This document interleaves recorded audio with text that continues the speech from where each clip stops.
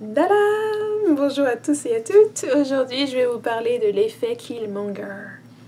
Donc c'est quelque chose qui m'est venu à la suite d'avoir vu le film et de toutes les nombreuses discussions, les commentaires et tout ça qui nous sont venus de par ma vidéo sur Black Panther que je lirai ici ou là, mais aussi de par d'autres vidéos sur les guerriers et les échanges que j'ai eus sur les réseaux sociaux. Et pour moi, l'effet Killmonger, c'est vraiment de regarder maintenant le côté un peu plus sombre. Donc on a le côté vraiment lumière, le côté vraiment valorisant, etc. de quelqu'un qui est très passionné par une cause qui est noble, une cause qui est là pour pouvoir délivrer de l'oppression les personnes qui sont opprimées de par le monde et de le faire à tous les moyens, quitte même à y donner sa vie pour y arriver. Donc c'est quelque chose de très très noble quand on regarde dans cet aspect lumière. Mais aujourd'hui, avec ce que moi j'appelle l'effet Killmonger, c'est pour regarder le côté ombre, le côté qui devrait être intégré, le côté qu'on devrait regarder aussi, le côté qui est limite et le côté qui nous est montré aussi dans le film. Donc ma perspective, comme je l'ai dit, je ne suis pas une adepte, une connaisseuse de la bande dessinée, j'ai vraiment juste vu le film, je n'avais même pas remarqué dans d'autres films de super-héros, je n'y connais pas du tout là-dedans, c'est pas mon expertise. Et donc mon approche est vraiment de ce que je me souviens du film, parce que je les ai vus seulement une fois pour le moment. Et j'avais noté justement les petits éléments qui montraient cet aspect de Killmonger qui sont assez négatifs et qu'il ne faut pas juste mettre sous la table ou sous le tapis, qu'il faut par contre regarder et pouvoir adresser justement, si vous êtes des personnes qui sont très actives, qui sont des activistes sur les réseaux sociaux et autres, c'est des choses à prendre en compte pour éviter justement l'effet Killmonger, de finir comme Killmonger dans le film Black Panther. Donc, un des premiers aspects, et j'en avais noté, excusez-moi, je vais juste m'assurer que j'ai le bon nombre, j'en avais noté 1, 2, 3, 4, 5. J'ai noté donc 5 aspects qui peuvent vous dire que vous êtes en train de subir l'effet Killmonger ou que vous êtes en plein dedans. Le premier aspect, c'était l'aspect qu'il ne connaissait pas sa propre tradition. Okay. On sait dans le film qu'il est né d'un père de Wakanda, je ne sais pas comment on dit, mais que sa mère était afro-américaine et que lorsqu'il revient, il semblait savoir comment challenger le roi, mais pour le reste, il avait très peu de connaissances en termes de la tradition de Wakanda. Okay. Et ça se voit dans le manque de respect qu'il a envers les gens, envers la nation, envers des personnes précises identifiées. Et ce qui est un peu... je dirais, ce qui est un peu, pour moi, difficile parce que son père, pour moi, le livre que son père lui avait laissé avec les éléments, avec les choses écrites, pour moi, ce livre-là incluait certains éléments de la tradition, incluait aussi les coordonnées de Doué Wakanda. Donc, ça a toujours été pour moi ce point, je maintiens mon point que je pense qu'à 18 ans, il aurait aussi pu avoir l'alternative, au lieu de s'embaucher pour devenir un militaire ou d'aller à MIT, il aurait pu simplement aller à Wakanda, voir ce qu'il en était, réclamer sa position en tant qu'héritier de son père, et avoir cette place-là pour connaître la tradition, grandir dans la tradition. Peut-être que malheureusement, en ayant fait ça, peut-être qu'il n'aurait pas eu le même engouement pour la cause noble qu'il avait.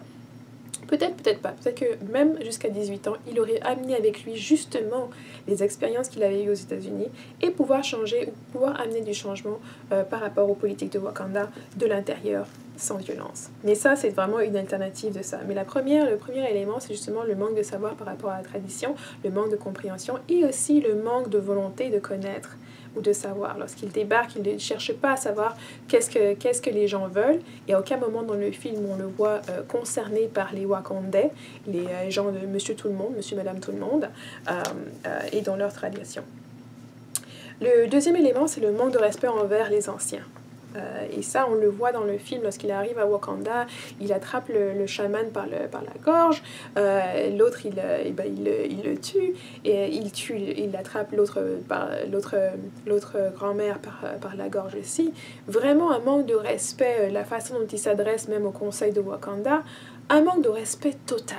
Un manque de respect total. Et ça, c'est l'effet Killmonger. Lorsqu'on pense que sa cause vaut la peine, qu'on manque de respect à tout le monde, juste parce qu'on est en train de faire quelque chose de bien, ou quelque chose qu'on estime est plus important. On commence maintenant à utiliser même la violence, et puis cette violence-là semble être justifiée juste parce que la cause qu'on a est une cause qui est noble. Et ça, c'est un problème. Ça, c'est un problème. On peut ne pas être d'accord avec les anciens, on peut ne pas être d'accord sur les manières des choses qui sont faites, mais on a une infinité de façons de montrer notre désaccord, on a une infinité de façons d'approcher un argumentaire ou une discussion avec d'autres personnes sans s'en tenir à la violence, sans s'en tenir au manque de respect.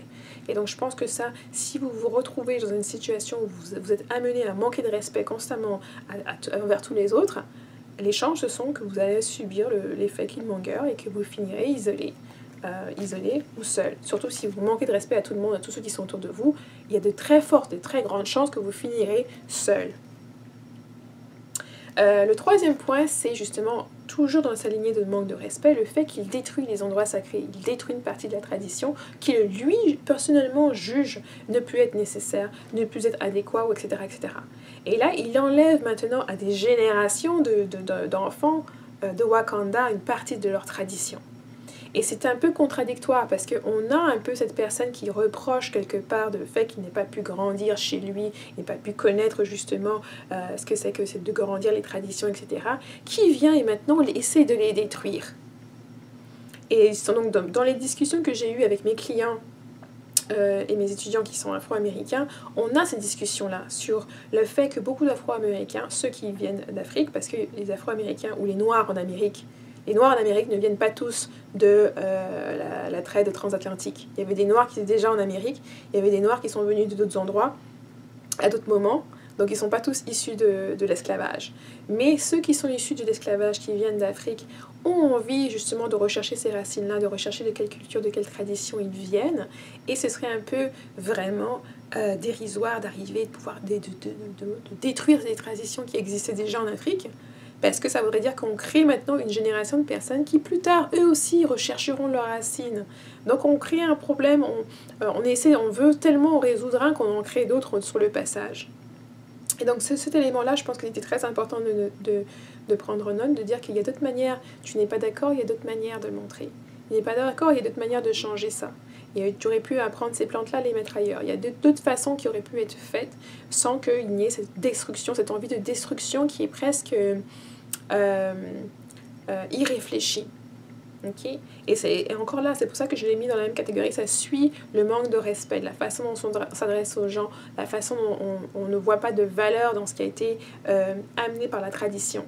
La tradition, ce sont des expériences, c'est de la connaissance, c'est de la sagesse qui a été transmise d'une génération en génération pendant des siècles. Et dire que vous, de votre petite personne, vous pouvez décider de vouloir tout enrayer, juste parce que vous pensez que ça peut être un frein à ce que vous voulez, c'est pas assez. Donc, et puis ça, c'est de voler justement l'héritage de milliers de personnes. Donc on le voit dans cet aspect dans le film, avec l'aspect justement de comment Killmonger voit les choses. Vraiment presque aveuglé par sa cause, il n'a plus de respect pour quoi que ce soit d'autre. Donc dans le côté lumière, on pourrait dire « Ah, mais c'est super, c'est quelqu'un qui est vraiment à fond dans ce qu'il veut. » Mais dans l'autre côté, on doit voir que justement, quand vous êtes trop à fond dans ce que vous voulez, vous perdez maintenant du recul. Vous perdez aussi la vision des conséquences de ce que vous êtes en train de faire. Et puis aussi, spécifiquement à l'effet Killmonger, vous n'êtes même plus capable de savoir lorsque vous dépassez les limites. Il n'y a pas de garde-fou, il n'y a pas de jauge, il n'y a personne pour vous rajuster. Et puis vous n'acceptez pas d'être ajusté non plus. Donc ça, regardez, est-ce qu'il y a des aspects de votre vie où vous êtes tellement catégorique que peu importe ce que vos parents vous disent, vos amis, etc., vous voulez faire comme vous voulez, ou alors au travail, vous voulez faire comme vous voulez, après vous vous retrouvez viré, ou vous vous retrouvez justement avec de moins en moins d'amis parce qu'ils n'arrivent plus à tolérer vos caprices, vous n'arrivez plus à tolérer votre côté extrême, et ça vous amène à subir justement l'effet Killmonger.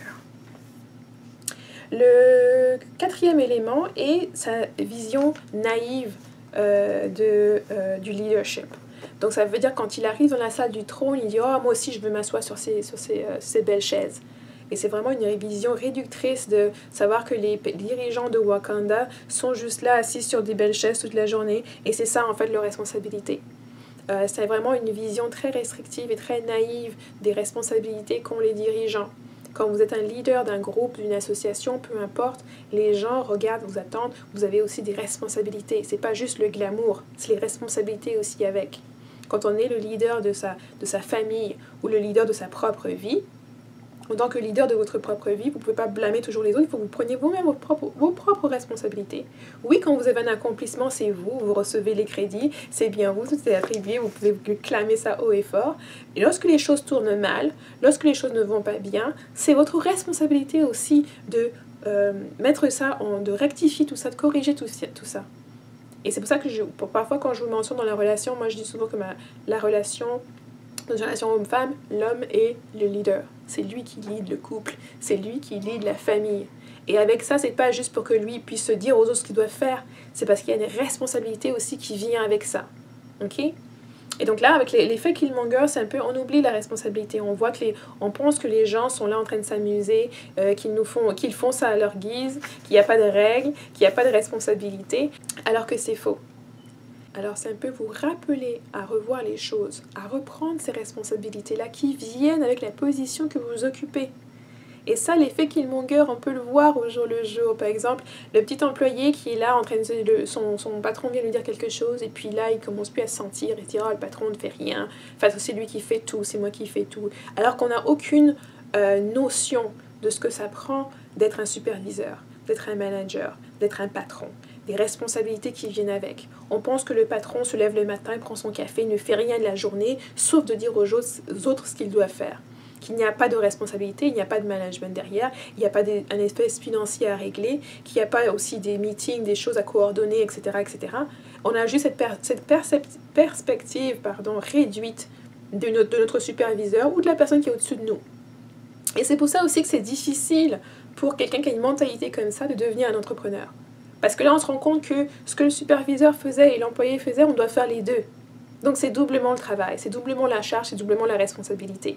Oui, on a cet aspect de pouvoir dire qu'on fait tout soi-même, qui est bien, qui nous réconforte, mais en même temps, si on n'a pas cette conscientisation de se dire que la personne qui est votre supérieur, là, la majorité d'entre eux ont dû gravir les échelons tout comme vous, donc ils étaient assis à votre bureau, ils ont fait les choses que vous êtes en train de faire maintenant, ils savent ce que ça prend d'être là, ok ? Un manager ne serait pas un manager s'il n'arrivait pas à manager justement le département qu'il a ou les gens qu'ils ont. Et oui, je reconnais qu'il y a des exceptions, il y a des personnes qui peuvent avoir des avantages en termes de promotion ou des avantages en termes des liens familiaux qu'ils ont, etc., etc. Mais ça, c'est des minorités. La majorité des gens doivent performer pour garder leur poste. Ils ne sont pas là juste comme des marionnettes. Si vous passez toute la journée à manger, à regarder la télé ou à être sur les réseaux sociaux, chanson que vous allez perdre votre emploi. Vous allez être remplacé. Et notamment parce qu'il y a aussi d'autres personnes qui convoitent votre poste. Donc vous devez être à votre optimal. Donc cet aspect de voir quelqu'un, même un entrepreneur, on peut voir quelqu'un qui a une entreprise, un entrepreneur qui a une entreprise et une entreprise qui marche bien. Et puis on peut se dire, oh mais lui ou elle s'est levée ce matin et puis elle a monté son entreprise, ça marche bien, c'est facile, elle fait quelque chose de facile ou il fait quelque chose de facile. Tout simplement parce que vous n'avez pas la notion de savoir combien de temps, combien d'heures cette personne-là a investi dans son business. Combien de journées ou de soirées ou de nuits ils ont passé à ne pas dormir, à travailler dessus, à mettre leur énergie dedans, à y mettre leur temps. Pour maintenant y voir recueillir les fruits en ayant moins à faire, en ayant automatisé certains aspects, en ayant optimisé certaines approches, en ayant choisi judicieusement avec conseil certaines stratégies.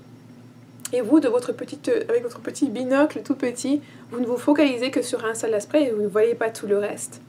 L'effet Killmonger. Et enfin, le dernier, c'est le fait qu'il y a un manque de considération envers les autres. Le manque de considération envers les autres vous poussera à vous isoler, vous poussera à vous retrouver seul. On peut manquer de considération une fois ici et là, mais à long terme, avec tout le monde, on va se retrouver seul. Manque de considération, on le voit lorsque, justement, la façon dont il parle aux anciens, la façon dont il regarde la tradition de Wakanda, même à un moment donné, même la chef des gardes, même la chef des gardes, à un moment donné, elle se retourne contre lui, même s'il était toujours le roi légitime. Elle se retourne contre lui parce qu'elle voit à quel point il est parti tellement loin, il s'en va tellement loin, il manque de respect à tout le monde, il n'a aucune considération pour le trône lui-même, dans la façon dont il parle aux gens, de la façon de l'approche dont il va. Et ça, c'est pour vous dire que vous pouvez avoir une cause qui est très noble, qu'il faudrait que les gens s'attellent et qu'ils fassent tout ça, mais si vous vous y apprenez de la mauvaise façon, les gens ne le feront pas. Et vous ne pouvez pas leur en vouloir. Il ne s'agit pas ici de demander, de forcer les gens à suivre le chemin que vous dit être le seul, l'unique, le meilleur, etc., etc. Il s'agit pour vous ici du vrai convenir de prendre en considération la position des autres, ce que les autres ont amené, les explications des autres par rapport à leur désengagement ou à leur manque de soutien à votre cause, sans avoir à les appeler certains mots, à commencer à les dénigrer parce qu'ils ne veulent pas forcément se joindre à vous. Il faut quand même avoir un peu de recul et accepter que chacune des personnes qui sont ici sur Terre a sa propre vie à mener, qui ne dépendent pas de vous et qui n'a pas de conséquences sur vous. Une personne peut décider de mener sa vie d'une certaine manière sans que ça ne vous touche, sans que ça ne vous dérange, sans que ça ne vous cause de laisser vous votre propre cheminement pour aller justement les harceler. Donc l'effet Killmonger d'une partie c'est ça, on peut voir les personnes sur les réseaux sociaux qui demandent, qui veulent obliger d'autres personnes à s'engager dans une cause qu'eux trouvent digne, qu'eux ils sont peut-être appelés à s'atteler dedans. Mais c'est pas parce que vous y êtes appelés que les autres le sont aussi. Donc il faut parfois reconnaître aussi que nous n'avons pas tous les mêmes priorités, nous n'avons pas tous les mêmes égards. Et là, de la même façon que vous utilisez votre volonté individuelle pour vous atteler à une cause, les autres ont le droit de faire la même chose. Ils ont le droit de choisir, il ou elle, leur propre cause dans laquelle ils veulent être impliqués. Et ça n'a pas de réflexion, de répréhension sur vous. Quelqu'un qui veut se tâteler à la cuisine et devenir chef cuisinière, vous pouvez respecter ça, qu'elle ne veut pas alors être en train de tenir un fusil quelque part à côté de vous. Et concentrez-vous, au lieu d'envoyer vos avis ou de demander aux gens, parfois les gens que vous ne connaissez même pas sur Internet, leur demander de se rallier à ce que vous voulez, etc. Occupez-vous des gens qui veulent écouter ce que vous avez à dire. Occupez-vous des gens qui vous demandent votre avis sur certaines choses, qui veulent savoir votre perspective, qui veulent se rallier à cette cause-là, qui veulent s'engager à discuter avec vous. Ce sera beaucoup plus productif pour vous de vous focaliser sur les gens qui veulent, qui partagent la même cause que vous, qui partagent les mêmes envies, les mêmes ambitions et qui veulent ça. Plutôt que d'essayer de parler à des personnes qui ne veulent rien entendre. Et en plus vous faites ça, et plus vous allez justement vous retrouver isolé, on va arrêter de vous appeler. Et je pense qu'on connaît tous, et que ce soit, c'est pas forcément des choses aussi nobles que Killmonger, qui lui voulait vraiment arrêter l'oppression dans le monde, mais ça pourrait être d'autres choses, comme par exemple quelqu'un qui devient naturel et puis qui commence à s'égosiller envers tout le monde, que tout le monde devrait le faire, la suivre sur son chemin, ou le suivre sur son chemin. Et ça ne fait de bien à personne. Vous introduisez, le meilleur conseil est un conseil qui a été sollicité. Ça commence par ça, c'est un conseil qui a été sollicité. On vous a rien demandé, c'est pas la peine de vous engager là-dedans et par la suite d'insulter même la personne qui ne veut rien entendre. Donc moi je vois souvent sur les réseaux sociaux des conversations qui virent très facilement à gauche ou qui virent très facilement mal, juste parce que une personne ne veut pas partager votre point de vue ou ne veut pas vous suivre dans la direction où vous voulez aller. Et donc il faut quand même parfois avoir un minimum de contrôle de soi-même, un minimum aussi de confiance en soi, parce que ça montre si vous pensez que vous avez une obligation de convaincre les autres, de poursuivre ceux qui ne veulent pas vous écouter, de harceler les gens qui ne veulent pas se joindre à vous, c'est que vous avez un manque de confiance, ou vous n'avez pas assez de confiance en vous pour savoir que les personnes qui sont intéressées vont venir à vous. Et vous allez leur diffuser votre énergie, perdre votre temps en courant après ceux qui ne veulent rien savoir. Et je dis ça parce que c'est important, parce que ça va vous sauver du temps aussi. Ça vous sauve le temps de comprendre que les personnes, le message, si vous avez un message, c'est qu'il y a des gens qui ont besoin de l'entendre. Ces gens-là vont venir à vous. Vous n'avez pas besoin de les poursuivre ou de les pourchasser. Ok? Et puis pour les autres, lorsque vous voyez ces personnes que vous rencontrez, on en a tous rencontré une ou deux à un moment donné. Quelqu'un qui par exemple, vous dit « Oh, comment ça va ?» Et puis, il se met à parler « Oh, il y a tout ça qui se passe, le panafricanisme, ça. » Et on n'a pas envie d'échanger là-dessus. Puis la personne se met en colère. Elle peut même commencer à vous insulter, à avoir toutes sortes de réactions. Juste du point de vue, juste parce que vous ne voulez pas forcément utiliser votre énergie ou votre temps et l'investir dans la cause dont il veut parler, dont elle veut parler. Donc c'est vraiment, quand ce que vous rencontrez quelqu'un, soyez toujours courtoise, parce que pour moi je dis que la courtoisie c'est le minimum, la courtoisie c'est le respect, ça doit être de seconde nature pour vous, de dire que vous n'êtes pas intéressé et de passer votre chemin. Et puis s'ils ne veulent pas la première fois, la deuxième fois, et c'est comme ça qu'on se distance des gens justement qui ne s'alignent pas avec ce qu'on veut. Pourquoi? Parce qu'ils deviennent alors une distraction. Et je dis pas que la distraction c'est quelque chose de mauvais. La distraction, parfois on peut avoir beaucoup de joie à faire des détours, à faire des distractions, mais il devient une distraction parce que si vous, ça c'est pas ce qui vous intéresse, c'est qu'il y a quelque chose que vous devez faire avec votre vie, avec votre énergie. Et lorsque vous faites ces détours-là, vous utilisez une partie de cette énergie-là pour faire votre détour. Alors le détour, il est très bon lorsque ça nous en redonne, ça nous motive aussi, mais il peut se finir très mal lorsqu'on se retrouve enjambé dans des groupes avec des personnes qu'on ne comprend pas, qu'au final on ne veut pas, on se sent vidé de son énergie et on se retrouve à zéro. Et après, on peut même se retrouver à ne même plus avoir assez d'énergie pour suivre soi-même le chemin qui est vraiment le nôtre. Donc j'espère que cette petite discussion sur l'effet Killmonger va vous aider. Bien sûr, laissez vos commentaires sous la vidéo, est-ce que vous pensez. Et pour ceux d'entre vous qui n'ont pas encore vu le film, allez le voir. Ceux qui l'ont vu et qui l'ont vu peut-être plusieurs fois, certains d'entre vous m'ont dit que vous l'avez déjà vu plusieurs fois. Peut-être que vous allez pouvoir éclairer certains passages, éclairer certains de mes commentaires dans cette vidéo. Et puis bien sûr, moi je vous verrai dans la prochaine. Bisous, bye bye.